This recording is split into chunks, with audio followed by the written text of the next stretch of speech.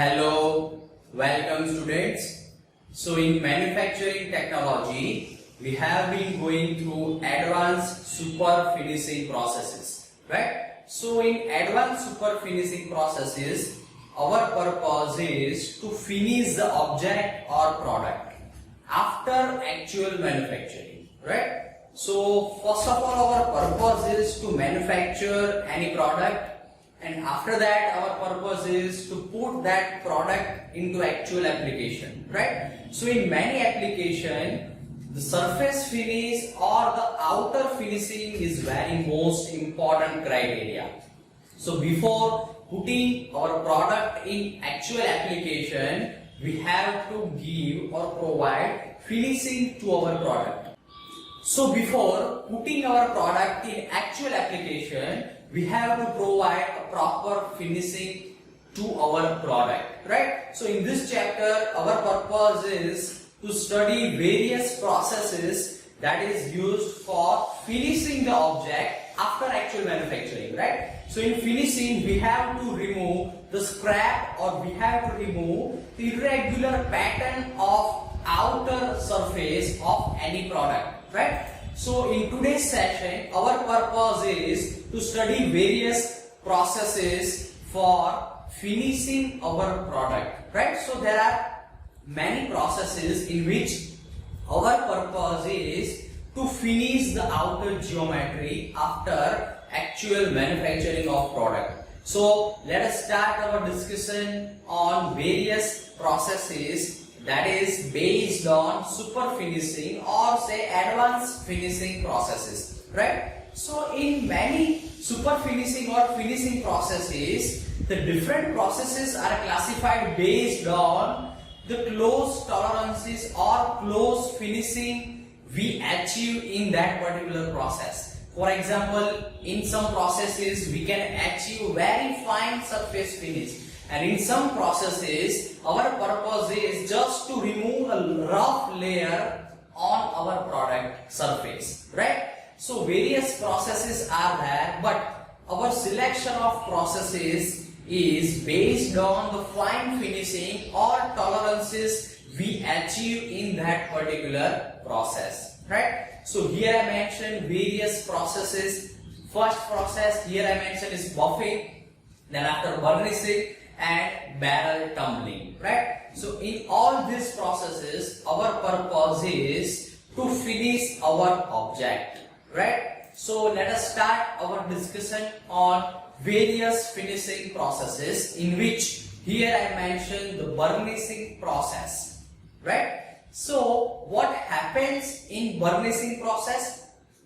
In burnishing process, as per our discussion, our purpose remains same. It means here our purpose is to finish the object or product and to finish the outer layer of our product. So what happens in burnishing? So here in the burnishing, our purpose is to take an object and finish the object with help of hard metal balls, right? So in the burnishing tool, there will be a cylindrical tool. On the outer surface of that tool, spherical balls or cylindrical rollers are mounted, and with help of this burnishing tool, by rotating this tool on the outer surface, we can finish our object, or say outer surface of our object can be finished, right? So this is the process that is known as the burnishing, right? So here with help of hard ball or hardened ball, or with help of surface hardened balls or say rollers, and by rotating that particular rollers or balls on the outer surface of our product to be finished, we can achieve a fine finishing, right? So here burnishing tool is nothing but it is a cylindrical tool on the outer surface of which spherical balls or cylindrical rollers are mounted, right? So in the burnishing process, by rotating motion of our tool, which is having a hardened ball or cylindrical rollers, we can achieve surface finish. That is the burnishing process, right? So by removing the rough layer or scrap, we can achieve a fine surface finish, and that is burnishing process, right? So let's have a look on burnishing process view. So here I mentioned a burnishing process view, right? So here from this view we can easily understand how and why this burnishing process occurs, right? So here, as mentioned in this view, we can finish our outer layer of product with help of this type of burnishing tool.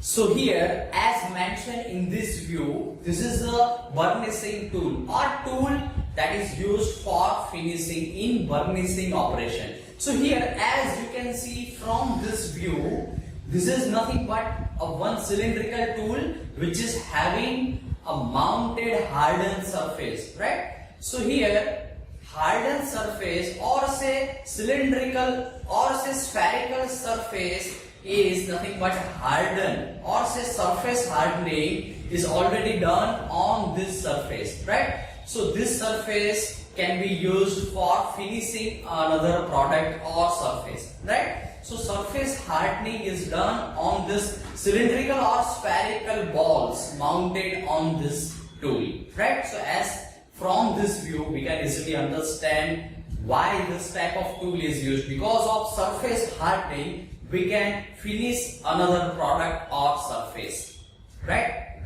So here let's have a look on one video that is based on burnishing, right? So as per our discussion, in the burnishing, our purpose is to finish the object or outer surface, right?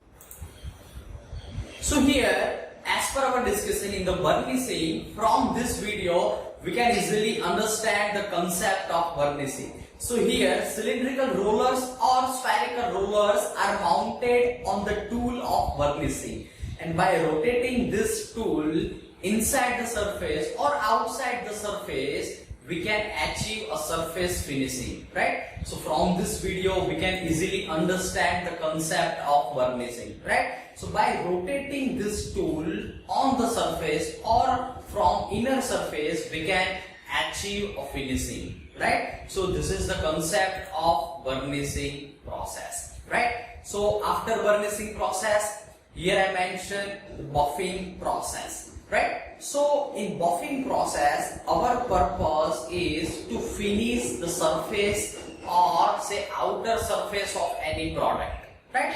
So what happens in buffing process and what is the concept in buffing process? Here I mentioned the important point regarding the buffing process.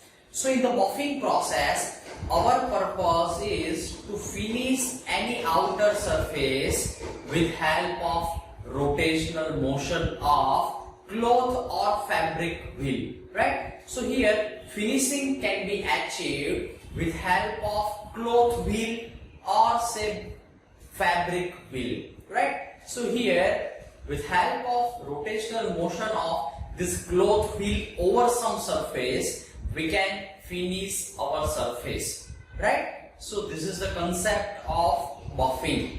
So in the buffing process, by rotating a cloth wheel over some surface, we can remove a scrap or irregular surface, right? So here this fabric or cloth wheel is as mentioned in this figure, right? So this cloth or fabric wheel which is having some cutting compounds or some abrasive particles, right? So by this fabric or say by this cloth wheel, we can achieve a fine cutting motion, and with help of this cutting we can remove some scrap or remove some rough layer over some product, right? So this process is known as buffing process. So here as mentioned in this figure, by cloth wheel we should have a rotational motion, right? So by rotating this cloth wheel over some surface, we can achieve finishing.